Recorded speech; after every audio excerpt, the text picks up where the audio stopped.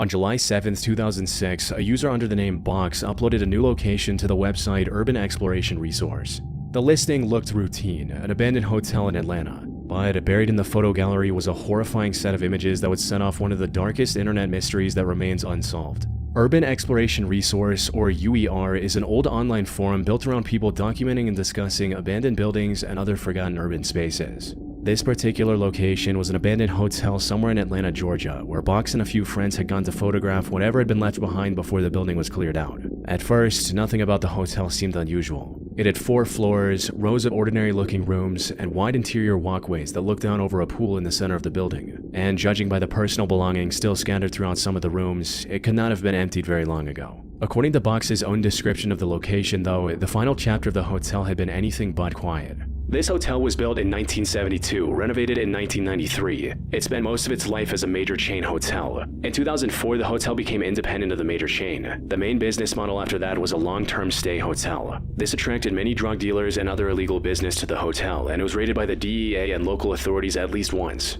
After many years of trouble, it closed in February 2006. But even with such a grim history, nothing about the hotel's reputation could explain what Box found waiting in one of the rooms on the second floor. Attached to the location was a photo album titled "Crime Scene-tastic, Not for the Faint of Heart, Fair Warning." And inside were 6 images of a stack of printed photographs that showed a middle-aged man who had almost certainly been murdered. Some of them showed him dead on the floor with blood pooled across the wood beneath him, while others showed the room where the crime took place with a bed and walls both heavily marked in blood. Naturally, once other forum users saw the gallery, the first thing they wanted to know was whether Box had taken the photographs with him when he left. Because if the prints were still there, they could be turned over to authorities who could figure out where they came from. But Box said he left them exactly where he found them.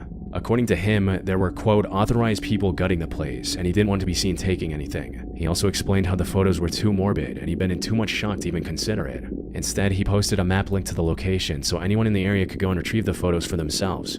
But when one of the users visited the very next day and searched through the building, the photographs were already gone. Now, one explanation could be that Box had taken the photographs from somewhere else and attached them to his post for attention. One user even asked if the photos were fake snuff. But when you try reverse searching the images, they don't show up in a single other place online. If they had been taken from a movie or some well-known crime case archive, you would think there must have been at least one other trace of them somewhere online, which means these prints may be documentation of a genuine crime scene, and the only surviving record of it is this one forgotten forum post from 2006. Unfortunately, nothing about the post gives any clues as to where the prints came from or why they had been left there. Considering the criminal activity at the hotel before it shut down, the simplest theory is that the crime itself took place in one of the rooms and the photos were taken by whoever did it.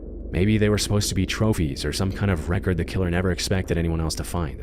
And if the building really had been raided before it closed, it isn't hard to imagine someone fleeing in panic and leaving the prints behind along with everything else they couldn't take with them. However, there are some problems with this explanation. Firstly, in the photos Box uploaded, the hotel rooms clearly appear to have carpeting, but the crime scene captured in the prints has wooden floorboards. On top of that, if the crime had happened somewhere inside the hotel, you'd expect at least one of the explorers wandering through to stumble onto the room with walls and bedding soaked in blood. More importantly, some of the black and white photographs in the stack show the same body on a white surface that looks more like an autopsy table than anything inside an abandoned hotel room. This suggests the victim was found and processed by authorities at some point, so these prints could have belonged to someone connected to the investigation or to a case file where those images have been preserved as evidence. But even though this theory feels far more plausible compared to the idea that the killer simply left them behind, there's still no solid proof that connects the photographs to a real case. Looking through the missing person reports from the Atlanta area from that period doesn't include anyone whose details match the victims in the photographs. This might suggest the crime happened years before the pictures were discovered, or in a completely different part of the country. Unfortunately, this is where the trail simply stops. Even 20 years later, there is still no answer for why someone would carry evidence of a horrific murder into a building scheduled to be torn down, only to toss it into a pile of old clothes and just leave it there. On February 26, 2026, a series of videos began spreading throughout the unregulated corners of the internet, capturing what would soon become one of the most horrifying crimes in Poland's recent history. At first, the footage gave viewers almost no context for what they were seeing. It showed a teenage boy standing in a garage, calmly swinging an axe through the air, like he was practicing to hit something. But the next clip revealed exactly what that practice may have been for. For this video, the camera was inside a home late at night. The same boy entered a room where 2 people appeared to be asleep. He positioned the camera so the room was clearly in frame and stepped back toward them. He then picked up the axe and began swinging, before either victim had a chance to wake up. As disturbing as this footage was, it unfortunately didn't seem much different from the kind of material that circulates on gore sites. These platforms are full of violent videos, stripped of context, reposted so many times over the years that no one knows when they were filmed or where. But as these particular clips began spreading, viewers began noticing that they clearly were not something just pulled from an old archive. Instead, everything about them, from the video quality to the interior of the house, seemed fairly modern, which meant the gruesome event it captured may have been more recent than people first realized. With this realization, the clips broke out of these gore sites and spread across social media and private messaging apps across Poland. By 4 a.m. the next morning, enough people had forwarded the clips to police that authorities were already treating the footage as evidence from an active crime scene. Using whatever was visible in the background of the clips, investigators were able to trace the footage to a property in the small village of Kodwóp in southern Poland within a few hours. The boy in the videos was identified as 17-year-old Łukasz G.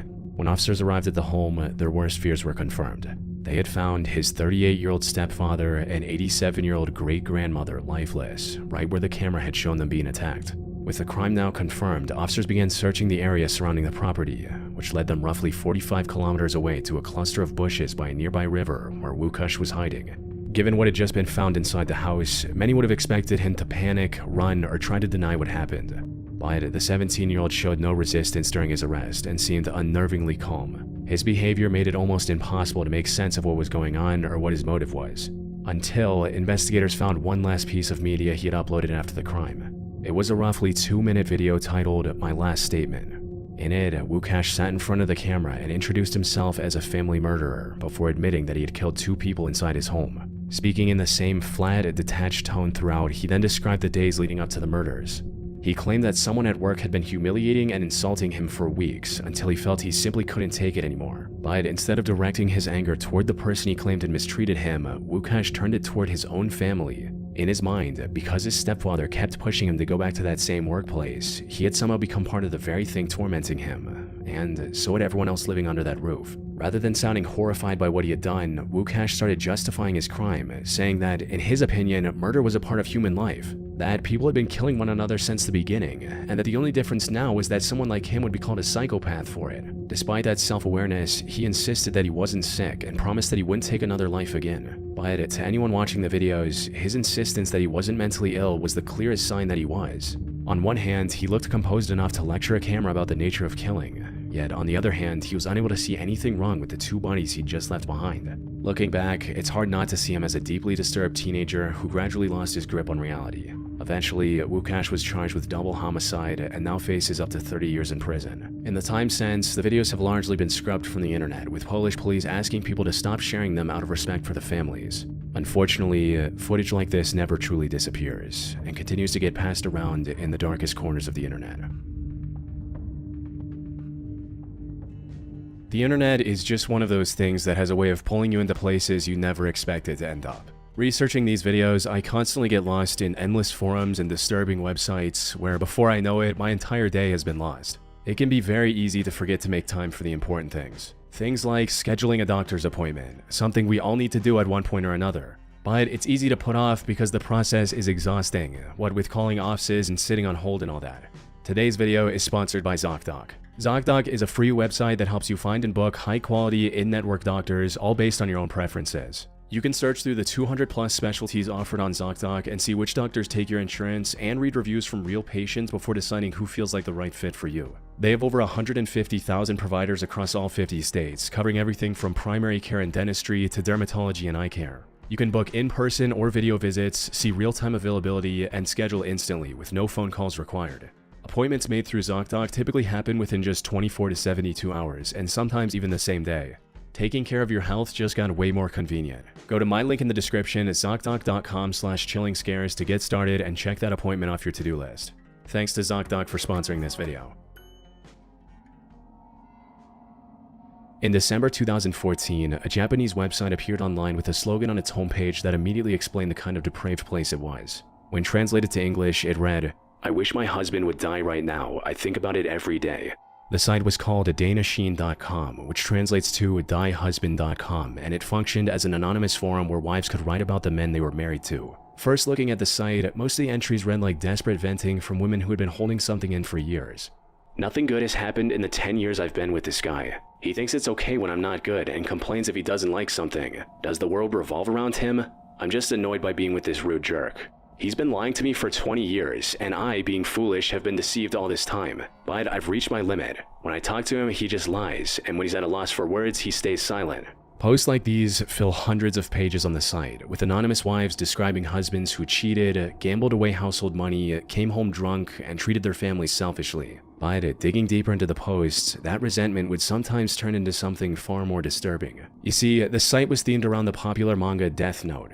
Death Note is a Japanese manga series in which writing someone's name in a supernatural notebook causes their death. And the users treated the forum as exactly that, an online notebook addressed directly to the Grim Reaper, begging him to kill their husbands for them. How long is this scumbag husband going to live? Grim Reaper, please come and take this scumbag husband away quickly. As soon as possible, please. Good morning, Grim Reaper. I wish my husband would die right now. I think about it every day. He's a truly awful husband. My heart is always in prayer. Please die soon. The site's admin even kept a running counter on the homepage tracking how many husbands had supposedly died, as if the forum itself were taking credit. And when a husband did actually die, the tone of the site became even more unsettling, as the women returned in ominous celebrations. For instance, one woman described finding her husband cold in bed one morning and calling an ambulance. And her post reveals exactly what she felt when the responders confirmed that he had passed away. Honestly, I'm so happy. Thank you, Grim Reaper. While other users in the comments enviously congratulated her. And as unsettling as all of this tragedy is, these posts aren't even close to the darkest thing on the site. But once you understand the world these women come from, the site starts to look more complicated than it first appears. Japan is a fairly conservative society when it comes to divorce. The simplest way to end a marriage is through mutual consent. If the husband refuses to sign the divorce papers, the wife is forced through mediation and lengthy court proceedings just to get out of a life she no longer wants to be in. Even after separation, most women face judgment from their own families and communities, because divorce carries a level of shame that makes leaving feel like a public failure. And for single mothers, it's even worse, as the pressure is often tied to money. Many of the women writing on Dana Sheen described being financially trapped and unable to afford a separate life. So, to many of them, the death of their husband genuinely appears to be the only way to ever live a happy life again. And when a platform is built entirely around this belief, it becomes the perfect place for someone already on the edge to convince themselves that taking matters into their own hands is the next logical step. Which is exactly what happened. In some of the most extreme entries on the site, begging the Grim Reaper wasn't enough. One woman wrote, "I want to somehow find a way to kill my husband without getting caught. I'll pretend to be sad when he dies." Sadly, she wasn't the only one. Some depraved users admitted to preparing bug-infected food and feeding it to their husbands to make them sick. But a few went even further and outlined step-by-step instructions on how to poison a husband by lacing his drinks with drugs that shut organs down slowly without raising suspicion. And because these posts are written anonymously, there's no way of knowing whether they are simply dark fantasies or genuine confessions from women who actually went through with it, which suddenly makes the death counter a lot harder to look at. There's no way to know how many of those deaths happened on their own and how many were planned on this very website. But as depraved as these entries were, some of the hardest ones to read weren't directed at husbands at all. Some of them were written by women who started hoping for their own end. And once you start reading entries like these, it becomes clear that many of the women using this site weren't driven by cruelty. They were writing from places of exhaustion, fear, and years of ill treatment. For some, the darkest thoughts were the only ones that still made sense. And when you read what they were actually living through, it's hard not to understand why. One woman wrote, "My heart is dead. It's being killed by the verbal abuse of my husband, who denies my very existence. When he's in a bad mood, he takes it out on me. He says it's all my fault, that this happened because my character is rotten, connecting even the most unrelated things and denying everything about me. I've tried to forget, to ignore it, and endured it until now, but I can't take it anymore." For others, the ill treatment went far beyond words. "When I was 3 months pregnant with my first child, he pushed me down the stairs during an argument, fracturing a bone that took 6 months to heal. When I was in my 9th month of pregnancy with my first child, he drove me to a remote mountain area, threw me out of the car, and dragged me around." In the end, Dana Sheen, or A Die Husband, was built on the desperation of women who felt trapped in lives they couldn't escape. But that same desperation created the perfect cover for people with far darker intentions. On the evening of February 22nd, 2023, a 26-year-old Microsoft employee was walking home from the Microsoft One Estera building at around 5:45 p.m. when he noticed a man approaching him while shouting at the top of his lungs. But before he could make sense of what was happening, he was punched to the ground and stabbed 13 times. The entire attack lasted roughly 10 seconds, but it was enough to leave him with a skull fracture, a brain bleed, and nerve damage in both his hands. Just as suddenly as it had started, it stopped. A few bystanders shouted at the attacker, but he simply fled the scene and walked down the street to his own apartment roughly 4 blocks away, leaving a trail of blood that a SWAT team would later follow straight to his door. The attacker was identified as 27-year-old Joseph Richard Cantrell, who was also a software engineer at Microsoft. That connection immediately led police to suspect a workplace rivalry. But according to the victim, he had never seen Joseph before in his life, and the two didn't even work in the same building. So the more investigators learned about the attack, the less it looked like Joseph had been targeting someone he knew. And the only place that seemed to offer any explanation was Joseph's own website. When the investigators went through his personal computer, they found a hidden link to a text file. It was a 234,000-word journal that Joseph had been writing for years and uploaded to the internet just hours before he carried out the attack. And somewhere inside those pages was the answer to why a random Microsoft employee nearly bled to death on a sidewalk that evening. But to understand what was inside the journal, you first need to understand what Joseph believed about himself. And the clearest window into that was the About section on his website. Alongside other surface-level information, Joseph wrote about experiencing what he called neural disturbances, where he claimed to have danced and conversed with processions of rainbow ghost women who kept him company through the night. So, before the journal even began, his own introduction already suggested a mind that wasn't interpreting reality in an ordinary way. And those hallucinations would appear again and again throughout the journal, often during some of Joseph's most important decisions. He had given himself a diagnosis, neural deceleration disorder, a condition he believed caused his neurons to fire at a slower rate, leaving him intellectually suppressed unless he corrected it himself. And the way he corrected it would be the first of many unsettling things revealed throughout his journal. Although Joseph had tagged the file as fiction, his introduction said the exact opposite. According to it, the journal had started as a way to track his drug usage, but eventually became what he described as an overall life journal and literary practice. What followed was a 20-page long catalog of every substance Joseph had consumed in an attempt to treat his self-diagnosed disorder. But Joseph didn't write like someone trying to break free of an addiction. He wrote like a scientist reviewing data. He described amphetamines as his ticket to life, the substance he believed was the only thing correcting his disorder, and he promised to remain addicted until he died. At high enough doses, he wrote, they produce rainbow women and even a white light. After the drug catalog, the journal shifted into a chronological account of Joseph's life, starting from before his birth, his mother's drinking and smoking during pregnancy, and his father being estranged before Joseph even arrived. Within the first few entries, Joseph revealed that he'd been prescribed Adderall for ADHD while he was still in kindergarten, and that he had renounced his faith by 7 years old. The further the journal went, the heavier the entries became. Eventually, Joseph made it out of Columbus and into Georgia Tech, where he earned a bachelor's degree in computer science. On paper, it was a remarkable achievement for someone who had grown up in poverty, but the journal made it clear that as his abilities grew, so did his obsessions. He taught himself game development and immediately put that skill to use building a series of deeply disturbing projects that he proudly displayed on his website. Like Prophet Launcher, a 2D shooter where the player guns down an endless wave of religious figures including Jesus, Buddha, and others. Its tagline read, "Aim to offend the pillars of humanity's most sacred," and it was eventually banned from both Steam and the Google Play Store. But what his games revealed was less about shock value and more about Joseph's own worldview. They reflected a pattern of hostility towards specific groups that would only deepen over time. Because as the journal entries moved into his adult years, the tone shifted from clinical self-observation to something much more dangerous. With each passing entry, his paranoia grew more serious, to the point where he was convinced that movies were making direct references to his life, which, by the way, is one of the most common symptoms of psychosis. For instance, in one entry from December 2021, he listed dozens of films he believed were a part of a coordinated effort to erase his medical history, give him a disease, and push him toward harming himself. By this point, Joseph had developed a specific fear of Jewish, Black, Brown, and South Asian people, and in his mind, that fear had calcified into an active conspiracy against him. He believed he was being gang-stalked, and he had very particular theories about how it was being done. In one entry from October 2021, he wrote about how Black and Latino gangs were working to get him sued, jailed, or killed, all for their own amusement, and that they were doing it all through hijacked vending machines and compromised IT departments cutting his internet connection. Perhaps one of the most unsettling parts about it all is how no one around Joseph suspected anything while his mental stability continued to derail completely. Throughout the last year, he remained fully employed at Microsoft as a software engineer. He sat in team meetings, collected a paycheck, and then came home to journal about those same meetings, writing about his Indian colleagues in papers filled with racial hostility. By the summer of 2022, Joseph's paranoia had reached the point where he could no longer stay in one place. He moved out of conventional housing and into a motel, and when the feeling of being watched didn't stop, he moved into another one. He wrote in July 2022 that for 2 years it had felt like an enemy was sitting outside his door the entire time, and that he wanted to learn guitar, but the moment he picked one up, his mind would flood with images of people surrounding his room waiting to get him. By this point, even Joseph himself seemed to recognize that his mental state was deteriorating. He wrote that he believed he was becoming paranoid. It was one of the few moments in the entire journal where his self-awareness broke through.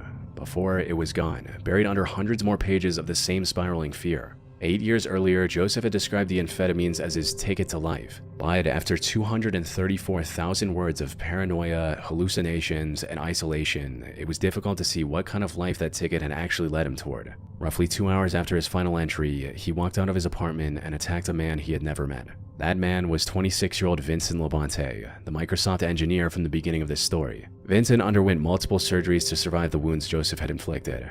When police broke down the door of Joseph's apartment, he was found trying to destroy the evidence, a knife and gloves, still covered in blood. He was arrested and eventually charged with attempted second-degree murder and first-degree assault. However, no one has been able to determine why Joseph chose Vincent Labonte that evening. But the journal, now only available on Internet Archives, seems to offer the only explanation that makes sense. Because, by the end of it, his paranoia had grown so extreme that almost anyone could become an enemy in his mind. On the surface, planecrashinfo.com looks like one of the plainest websites on the internet.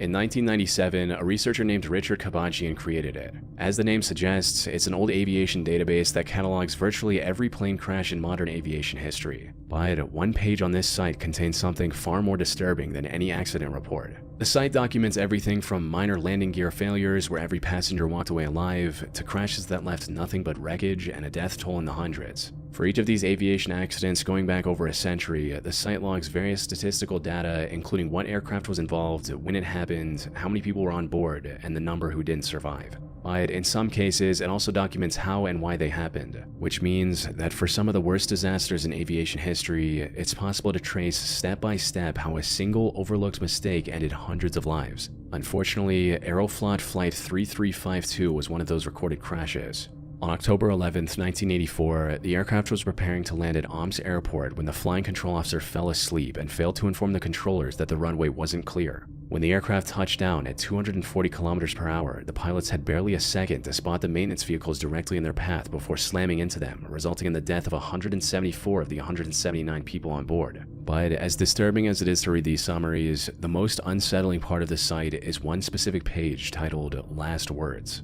This page is a long collection of voice recordings, each one capturing the final seconds inside the cockpit before impact. In some of them, you can hear the exact moment a pilot realizes that nothing they do will save the plane. For instance, in this clip, you can hear how a controlled situation turned into a chilling panic as the pilot realized the runway was too short only after it was too late.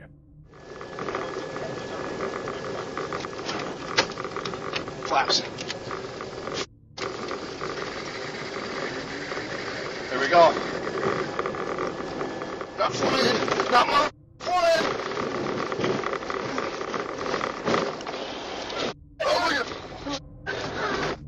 That was East Coast Jet Flight 81 on July 31, 2008, which crashed into a cornfield beyond the runway, killing all 8 people on board. There are dozens of recordings like this on the site, each capturing the final moments from a different crash and a different crew. In some, you can clearly hear warning messages that pilots deliberately ignore. Pull up. Terrain ahead. Terrain ahead. Pull up. Pull up. Pull up. That is up, Sergeant. Pull up. Control with the figure.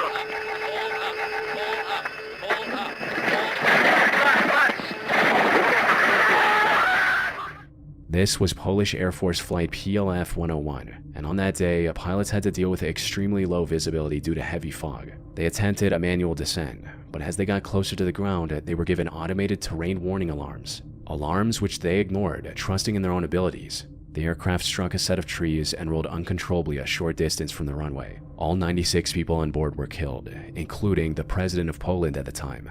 The final moments of which are forever immortalized on planecrashinfo.com, alongside dozens of other catastrophic plane crashes.